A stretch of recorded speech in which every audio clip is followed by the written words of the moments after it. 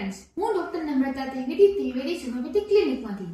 આજે આપણે ડિસ્કસ કરીશું કે 17 થી 26 વર્ષના જે લોકો છે એ પોતાની હેલ્થને કેવી રીતે બગાડી રહ્યા છે. શું તમને એવું લાગે છે કે સવારના બ્રેકફાસ્ટ સ્કીપ કરવું એક નોર્મલ છે?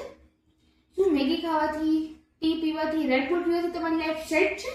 અને રાત્રે 2-3 વાગ્યા સુધી મોબાઈલ સ્ક્રોલ કરવું એ નોર્મલ છે?